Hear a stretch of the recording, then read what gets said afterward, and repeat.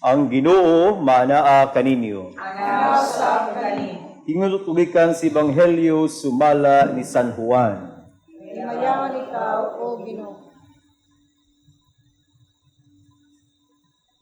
Sa pagkagabi na niyadtong Domingguha, nagtigom ang mga tinun-an sulod sa lawak, ug gitrangkahan nilang pultahan kay nahadlok man sila sa mga kadakuan sa mga Hudiyo. Unya mitungha si Jesus taliwala nila ug miingon, mainyo unta ang kalinaw. Kuman siya makasulti niini, iyang gipakita kanila ang iyang mga kamot ug ang iyang kilid. Nalipay pag-ayo ang mga tinun-an silang pagkakita sa Ginoo. Unya si Jesus miingon kanila pag-usap, mainyo unta ang kalinaw. Ingon nga gipadala ko sa amahan, ako usab nagpadala kaninyo. Gisulti niya kini, ug niya gihuypan niya sila ug giingnan. Dawatan ninyo ang Espiritu Santo. Kung pasayloon ninyo ang mga sala sa mga tao, ipasaylo kini. Kung ang ilang mga sala dili ninyo pasayloon, dili usab kini pasayloon. Mga igsuon, ang Ebanghelyo sa Ginoo. Kayo ikaw, O Kristo. Maayong adlaw natong tanan. Sa ako pangingon ganiha, karong Domingguha mawang piyesta solemnidad sa Pentecostes. Unsa may atong pagsabot nining Pentecostes? Sa karaang mga tao, labi na sa panahon ni Jesus, labi na sa mga Hudiyo, adlaw kini sa ilahang pagpasalamat, labi na sa Ginoo nga ilang giyukbuan, giampuan. That's why they offer their crops ug abot sa ilang yuta. Sa ato karon, 50 kaadlaw kini human sa Domingo sa pagkabanhaw. That's why Pentagon, 50 o 5. Matod pasab sa uban, kining Pentecostes, birthday kuno sa simbahan. Mao sigurong among sulubon, puwa kay birthday. Apan, ang puwa, nangahulugan ginisiyag Espiritu Santo. Kalayo nga mikanaog, daw dila sa kalayo nga mikanaog, ngadto sa mga apostoles. That's why, puwa.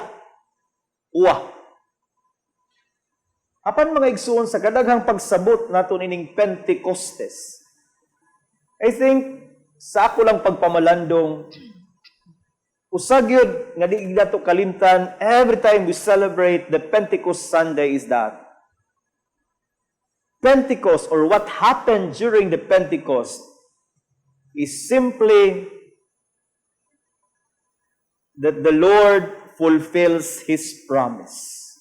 Ang Diyos nagtuman sa iyang saan. Nga naman, sawa pa, mahitabo kining hitabua. Diba? Niya itong milabang Domingo, isaulog na ito ang pagsaka sa langit sa itong Ginoo. Unya unsay ang gibuhat, unsay ang gisulti sa mga tinun-an, isangyaw ninyo. Nya ay mong kabalaka kung unsaon mo, ipadala ko kaninyo ang Espiritu Santo. Ug tuod man, human niya itong pagsaka niya sa langit, pipila ka adlaw, sa diha mga tinun-an nagtapok, there was a fulfillment of that promise. Ang Diyos nagtuman sa iyang saan. Ug mao ninud kaayong dawaton ug pamalandungan nato mga igsuon. Sa iyang saad nato, whether we like it or not, whether we experience it or not, He has been fulfilling His promise to all of us. Ikaw nga masakiton, pasalig sa Dios, maayo ka. Ang kuna na, make that as your strength sa imong pagpadayon nga maayo ka. Ayog ing nga, wa nagig ko, murag nakalimtan ako sa Ginoo, kano sa pa magkupatyo. Otherwise, wa ka mo salig sa iyang saad. Kita mo nga na ning kamot na maayo atong relasyon sa usag-usa, hangtod karon murag gusbat pagkaayo. Ayaw kabalaka. Pagbuot sa Dios, mahilot ra ang inyong maayong kabubuton.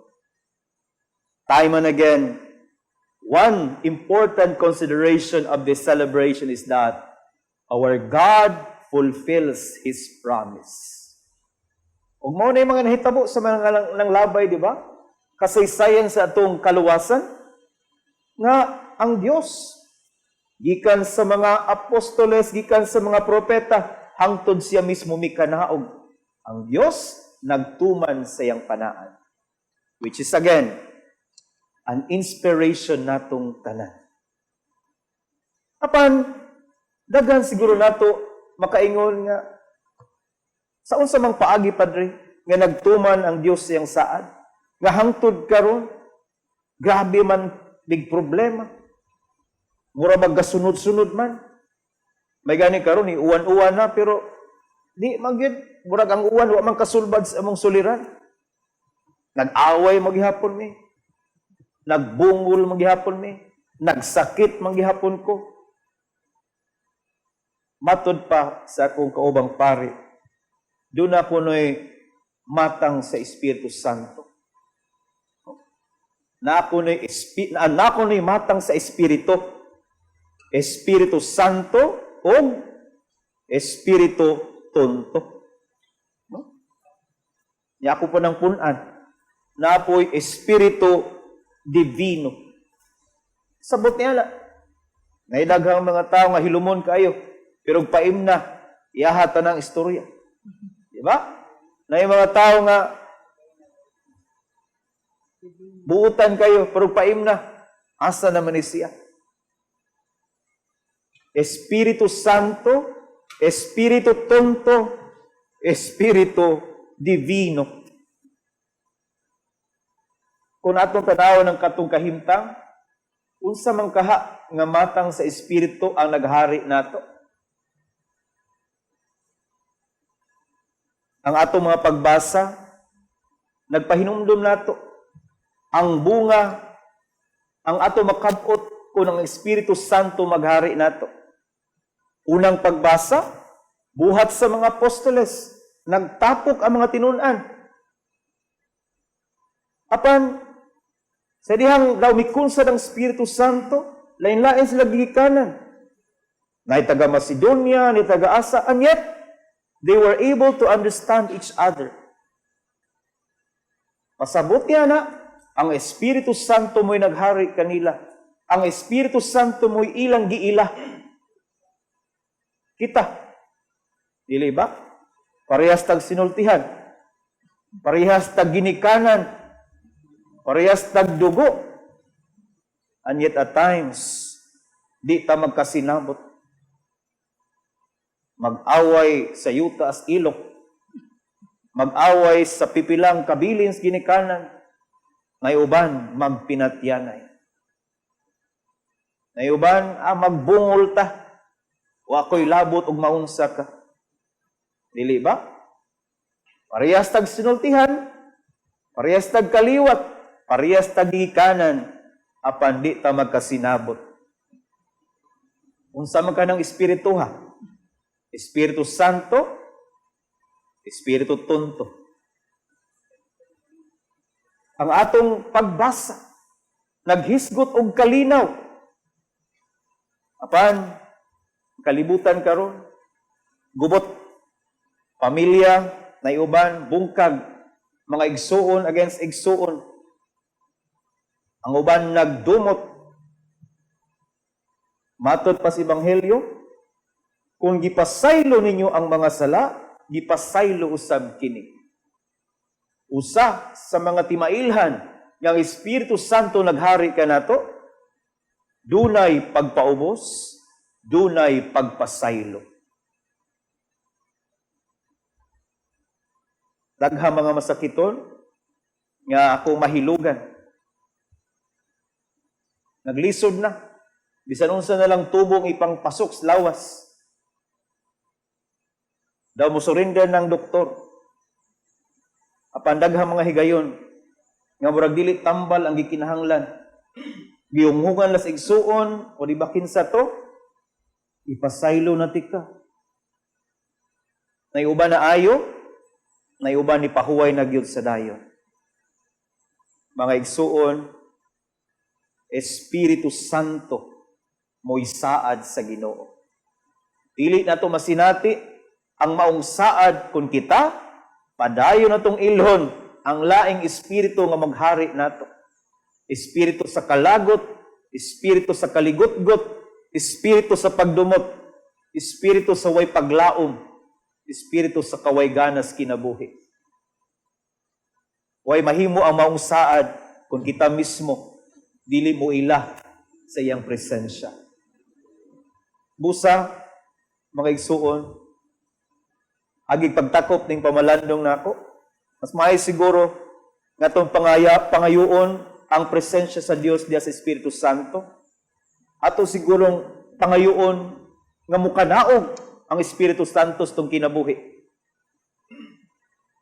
Kamu nga nagtanaw, ubaning santos nga misa sa inyong tagsa-tagsa ang mga telebisyon, o kamu nga di akaron physically, ato sigurong ampuon, awiton, ang pagtawag sa Espiritu Santo pinagi sa pag-awit, Come, Holy Spirit. And of course, sa kasing-kasing unahuna, atong pangayoon sa Dios. Sa mampong posisyon, lingkod siguro ta, ipiyong nato itong mga mata, santang mangayo kita, nga muilagid kita sa Espiritu Santo nga naa nato. Magdungan kita sa pag-awit. Come, Holy Spirit, I need you. Come, Holy Spirit, I pray. Come with your strength and your power. Come in your own special way.